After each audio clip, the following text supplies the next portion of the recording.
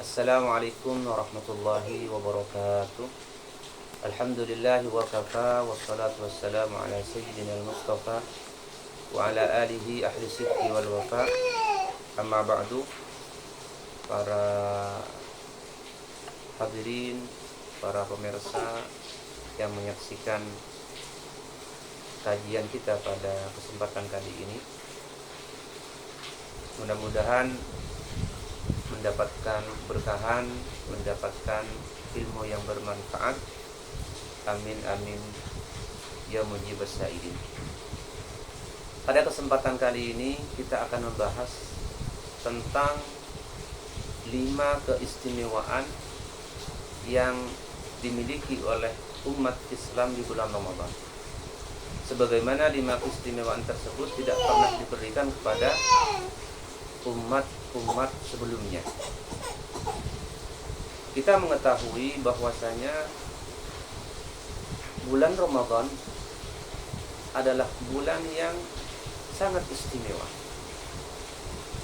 di mana di bulan Ramadan Allah Subhanahu wa taala melipat gandakan pahala, melebur dosa-dosa. Di mana di bulan Ramadan Allah Subhanahu wa taala menurunkan Al-Qur'an.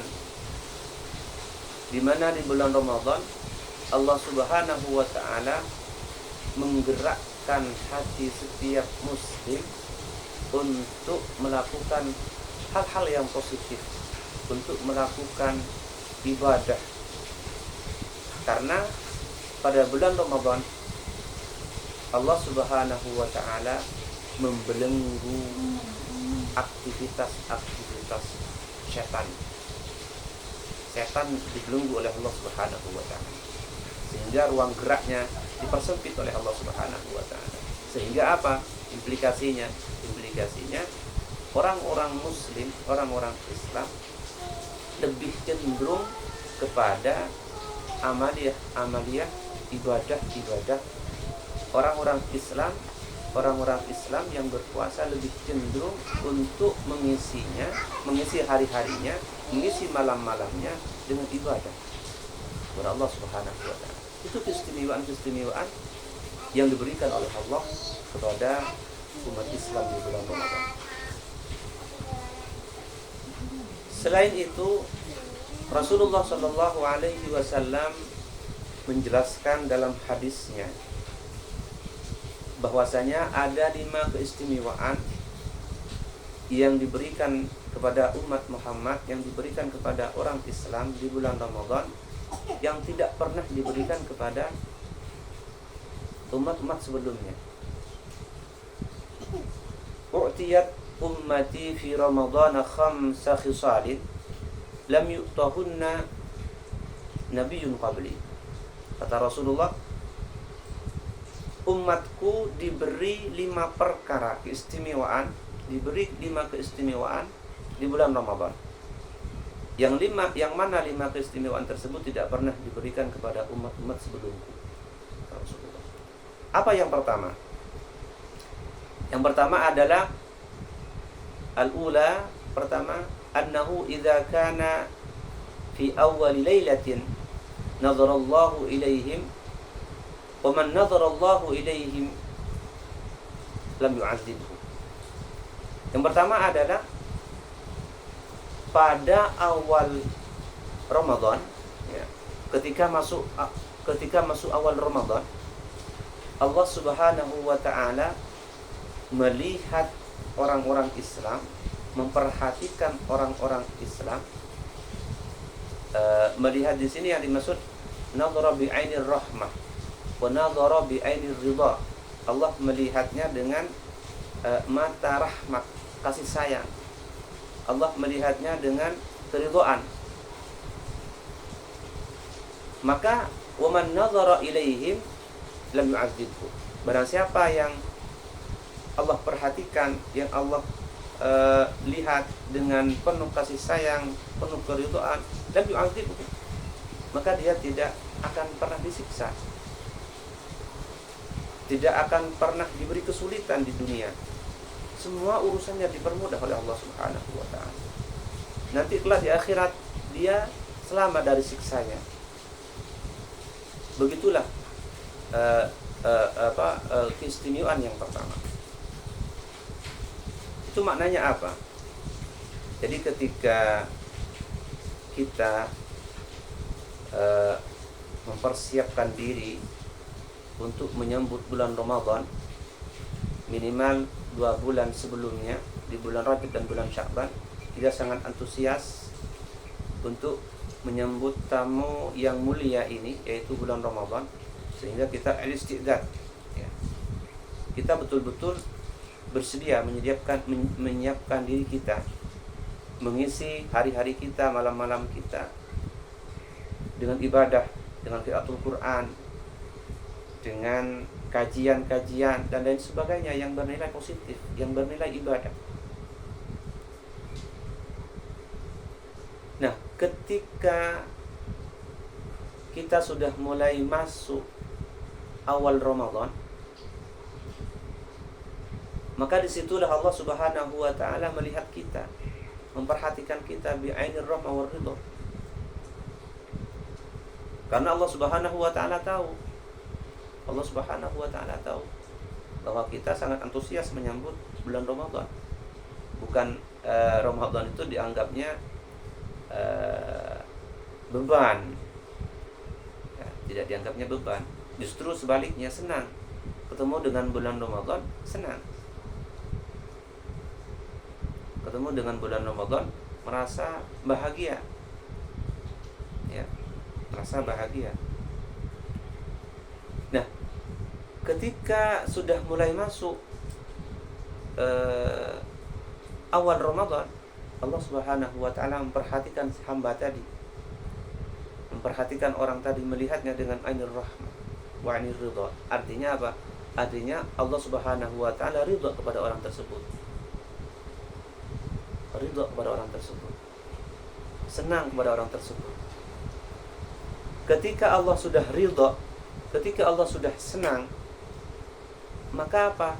Yang paling inti itu dia akan selamat dari siksanya kelak di akhirat. Dia akan selamat dari siksanya di kelak di akhirat. Atau karena dia dicintai oleh Allah, karena dia diridhai oleh Allah. Barang siapa yang mencintai seseorang, yang meridhai seseorang, maka apapun yang dia minta, apapun yang diminta, apapun yang diinginkan, dikasih. Semisal saya suka ke seseorang, ke si fulana, semisal saya suka ke si fulana, saya ridha ke si fulana. Karena saya suka, karena saya senang ke si fulana, maka apapun yang diminta fulana kepada saya akan berikan. Kenapa? Karena saya senang. Begitu juga Allah Subhanahu wa ta'ala. Ketika Allah Subhanahu wa ta'ala ridha kepada kita, senang kepada kita, maka apapun yang diminta oleh kita akan diberikan oleh Allah Subhanahu wa ta'ala. Karena sudah Allah senang kepada kita. Lam yu'adzibhu, dia akan selamat dari siksaannya, kelak di akhirat, ya. Kelak di akhirat dia akan selamat dari siksanya. Atau saat di dunia dia selamat dari siksaannya, dia diselamatkan oleh Allah Subhanahu wa ta'ala dari kesulitan-kesulitan, diselamatkan oleh Allah dari kesulitan-kesulitan. Hidupnya dipermudah oleh Allah Subhanahu wa ta'ala. Hidupnya diberi kemudahan untuk ibadah, diberi kemudahan untuk mendekatkan dirinya kepada Allah Subhanahu wa ta'ala. Disitulah diberi kesadaran hati, terbuka hatinya, terbuka pikirannya untuk selalu mendekat kepada Allah Subhanahu wa ta'ala. Atau dia sukses secara materi, sukses secara materi, diberi gelimpangan harta yang banyak oleh Allah Subhanahu wa ta'ala. Tapi lihat, harta harta itu tidak menjadi ukuran, tidak selalu menjadi ukuran keridhaan Allah kepadanya. Karena apa? Karena ketika harta yang diberikan Allah Subhanahu wa taala tidak mendekatkan dirinya kepada Allah, berarti Allah tidak ridho. Allah tidak ridho kepadanya. Meskipun dia bergelimpangan harta, banyak hartanya, banyak rumahnya, banyak mobilnya, banyak tanahnya, tetapi semua itu tidak mendekatkan dirinya kepada Allah, berarti Allah tidak ridho kepadanya. Allah tidak senang kepadanya. Itu yang pertama ya. Yang pertama, Allah meridhai. Allah meridhai kepada orang yang masuk di awal bulan Ramadan. Yang nomor dua, innal malaikata tastaghfiru lahum fi kulli yaumin wa lailatin. Yang nomor dua adalah keistimewaan yang nomor dua adalah para malaikat, ya, para malaikat selama di bulan Ramadan memohonkan ampunan kepada mereka, kepada orang-orang Islam, kepada orang-orang yang berpuasa di setiap hari. Jadi di setiap hari para malaikat ini beristighfar, memohonkan ampunan kepada Allah Subhanahu wa taala untuk orang-orang Islam yang berpuasa. Untuk orang-orang Islam yang berpuasa. Jadi ketika malaikat yang memintakan ampunan, ketika malaikat yang beristighfar, tentu pasti diijabah oleh Allah, pasti diijabah, pasti dikabul oleh Allah Subhanahu wa taala. Ini keistimewaan yang nomor dua, yang tidak dimiliki oleh umat-umat sebelumnya. Malaikat langsung yang memintakan ampunan kepada Allah Subhanahu wa taala. Ini menunjukkan saking istimewanya bulan Ramadan. Saking istimewanya bulan Ramadan. Jadi seseorang yang tidak tergerak hatinya untuk untuk ibadah ya, untuk ibadah di bulan Ramadan, maka orang tersebut harus dipertanyakan. Jadi minimal tidak menghidupkan Ramadan dengan sholat tarawih, tidak menghidupkan Ramadan dengan membaca Al-Quran, tidak menghidupkan Ramadan dengan berpuasa di siang harinya. Ini orang tersebut harus dipertanyakan, apakah dia juga sama mendapatkan istighfar para malaikat atau bagaimana? Nah, ini harus dipertanyakan. Kenapa dia tidak menghidupkan Ramadan? Kata Rasulullah sallallahu alaihi wasallam, Rasulullah bersabda, "Man shoma Ramadan man shoma Ramadan imanan wa ihtisaban, ghufira lahu ma taqaddama min dzambi." Barang siapa yang berpuasa di bulan Ramadan imanan, atas dasar iman, wa ihtisaban, dan atas dasar mengharap ridhonya, karena mengharap ridho Allah Subhanahu wa taala, ghufira lahu ma taqaddama min dzambi, maka dosa-dosa yang telah dia lakukan diampuni oleh Allah Subhanahu wa taala. Ini keistimewaannya. Jadi keistimewaannya seperti itu. Karena dia antusias untuk menghidupkan Ramadan, menghidupkan bulan Ramadan dengan berpuasa. Ghafarallahu ma taqaddama min dzambi, maka Allah mengampuni dosa-dosa yang telah dia lakukan. Di hadis lain juga Rasulullah menyebutkan, man qama Ramadan imanan wa ihtisaban, ghufira lahu ma taqaddama min dzambi. Barang siapa yang menghidupkan malam-malam Ramadan atas dasar iman, wahtisaban, dan atas dasar mengharap ridhonya, mengharap ridho Allah Subhanahu wa taala, ghufira lahu ma taqaddama min dzambi, maka dosa-dosa yang telah dia lakukan diampuni oleh Allah. Bagaimana menghidupkan malam-malam Ramadan. Di antara yang paling simpel menghidupkan malam Ramadan ialah mengisinya dengan sholat tarawih. Ya, mengisinya dengan sholat tarawih. Itu termasuk ihya'u lailati Ramadan, menghidupkan malam Ramadan. Itu termasuk qiyamul lail. Qiyamul lail. Maka sebisa mungkin kita atur waktu kita, bisa istiqomah, ya, bisa istiqomah. Sholat tarawih sebisa mungkin. Kalau kita bisa melakukannya dengan cara berjamaah di masjid, di musholla, atau di tempat-tempat yang lain, silahkan kerjakan sholat tarawih dengan cara berjamaah tadi. Kalau semisal kita tidak bisa karena keterbatasan waktu, semisal ada kesibukan dan lain sebagainya, ada kerepotan, enggak apa-apa, kita melaksanakan sholat tarawih dengan cara tidak berjamaah. Kita lakukan sendiri, di tempat sendiri, di kamar sendiri, atau di rumah sendiri, tidak apa-apa. Seperti itu. Yang penting kita tidak meninggalkan sholat tarawih. Artinya jangan sampai salah satu malam di bulan Ramadan ini kosong dari sholat tarawih.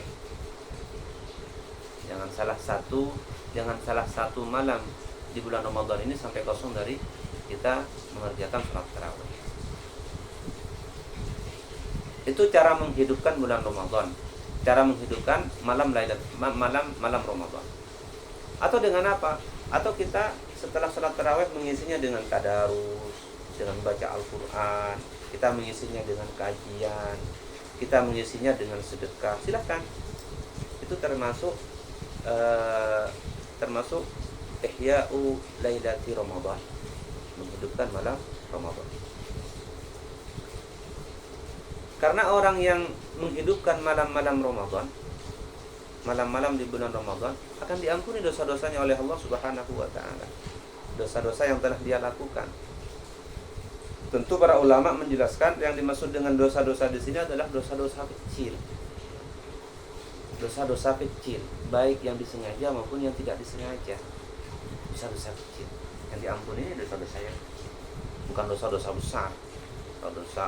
Dosa besar itu membutuhkan taubat yang khusus. Ada hadis lain juga lebih spesifik mengarah kepada tarawih, kepada iqamatul lailatul Ramadan. Ihya'u lailati Ramadan. Sebagaimana disabdakan oleh Rasulullah, man qama lailatal qadri imanan wa ihtisaban ghufira lahu ma taqaddama min dhanbi. Barang siapa yang menghidupkan malam Lailatul Qadar karena atas dasar iman dan dasar keridhaannya, mengharap keridhaan Allah, maka dosa-dosa yang telah dia lakukan diampuni oleh Allah Subhanahu wa ta'ala. Jadi ada tiga cara untuk menghidupkan bulan Ramadan. Pertama, dengan cara berpuasa di siang harinya. Nomor 2, dengan cara apa? Dengan cara menghidupkan malam-malam Ramadan. Nomor 3, lebih spesifik lagi, menghidupkan malam Lailatul Qadar, ya, di ashril awakhir, di malam-malam ganjil 10 terakhir. Di malam-malam ganjil 10 terakhir. Bahkan ulama mengatakan kita harus mempersiapkan untuk mendapatkan Lailatul Qadar, kita harus mempersiapkannya mulai dari awal Ramadan. Ini nanti pembahasannya, ada pembahasan khusus tentang Lailatul Qadar, ya. Begitulah keistimewaan yang pertama, keistimewaan yang kedua, sebagaimana malaikat beristighfar untuknya, untuk mereka. Yang nomor 3, inna khulufa famis saimi minhum atyabu indallahi subhanahu wa ta'ala min rihil miskin. Ini keistimewaan yang nomor 3, bahwa bau mulut, ya, bau mulut bagi orang yang berpuasa, bau mulut orang yang berpuasa lebih disukai, atyab, ya, lebih wangi di sisi Allah Subhanahu wa ta'ala daripada semerbak misik, daripada bau misik. Ini nanti ya di akhirat, bau mulut bagi orang yang berpuasa tentunya mulutnya kan bau karena taghayyurul ma'iddah, ya, perut kita berubah karena perut kita kosong nggak berisi apa-apa, sehingga uapnya naik ke atas, ya, keluar melalui mulut. Disitulah mengeluarkan bau-bau yang tidak sedap, bau-bau yang tidak enak, karena selama 1 hari dia tidak berisi apa-apa, tidak dilalui apa-apa. Jadi yang keluar itu hanya uap dari dalam, air tidak masuk, makanan tidak masuk, sehingga mengeluarkan uap yang tidak enak, seperti itu. Nah, bau yang tidak enak ini sejatinya ini lebih harum baunya, kata Allah Subhanahu wa ta'ala, lebih harum baunya daripada minyak misik. Ini suatu keistimewaan yang dimiliki oleh umat Muhammad, yang tidak dimiliki oleh umat-umat yang lain. Bau mulutnya saja disenangi oleh Allah. Bau mulutnya saja disenangi oleh Allah, apalagi ibadahnya. Seperti itu. Maka sebenarnya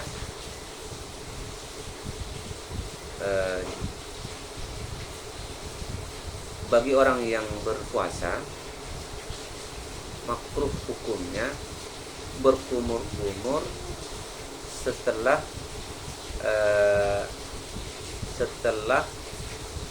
gesernya matahari, setelah bergesernya matahari, atau setelah masuk waktu zuhur, waktu istiwa, ketika masuk waktu istiwa, waktu zuhur. Maka makruh, ulama ada yang memakruhkan berkumur-kumur bagi orang yang berpuasa. Berkumur-kumur makruh. Maka sebenarnya lebih baik kita setelah makan sahur, lebih baiknya setelah makan sahur kita ambil wudhu, mempersiapkan sholat subuh. Sebenarnya lebih baik kita sikatan dulu. Jadi setelah makan sahur mau ngambil wudhu, sikatan dulu, kita sikat. Nah, di siang harinya kita tidak butuh sikatan. Sebenarnya kita harus lebih hati-hati, ya. Ini yang banyak tidak diperhatikan oleh orang-orang. Jadi tidak banyak diperhatikan. Setelah kita makan sahur, sebenarnya kita harus memperhatikan apakah masih ada sisa-sisa makanan yang nempel di gigi. Nah, ini bahaya ini. Kalau sisa-sisa makanan tersebut nanti tertelan setelah masuknya waktu subuh, setelah terbitnya fajar shadiq, itu bisa membatalkan puasanya. Nah, maka lebih baik, lebih hati-hati setelah makan sahur kita langsung sikatan. Biar bersih gigi kita, biar bersih dari sisa-sisa makanan yang menempel di gigi. Jika teman-teman sekalian mempraktikkan ini, insya Allah di siang harinya tidak usah sikatan lagi. Itulah keistimewaan yang nomor 3, bahwasanya bau mulut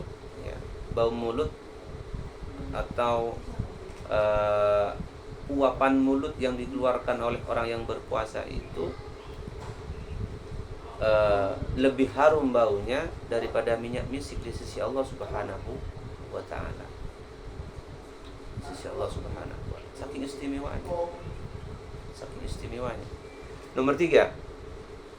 Nomor 4, innallaha yaqulu li jannatihi fi kulli yawmin ya jannati ista'iddi wa tazayyani bi anna ibadis salihin as-sa'imin yushiku an yastarihu min ta'abid dunya ila dari wa karamati. Istimewaan yang nomor 3. Yang nomor 4, di setiap hari Allah Subhanahu wa ta'ala, di setiap hari di bulan Ramadan, di setiap hari Allah Subhanahu wa ta'ala berkata kepada surganya, ya jannati, kata Allah, wahai surgaku, ista'iddi, bersiap-siaplah. Disuruh siap-siap, surga disuruh siap-siap oleh Allah. Wa tazayyani, dan berhiaslah, disuruh hias. Surganya disuruh siap-siap dan disuruh siap-siap. Untuk siapa? Fa inna ibadis salihin as-saimin, bahwasanya hamba-hambaku yang soleh, hamba-hambaku yang berpuasa sebentar lagi akan beristirahat, fidari wa karamati. Artinya sampai saking cintanya Allah Subhanahu wa ta'ala kepada umat ini, kepada umat Muhammad, sampai surga oleh Allah Subhanahu wa ta'ala diperintah untuk menyiapkan diri, untuk berhias diri, menyambut siapa? Menyambut orang-orang yang berpuasa.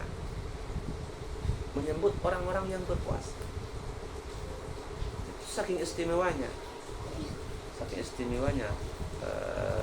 umat Muhammad ini, umat Muhammad yang berpuasa. Seperti itu.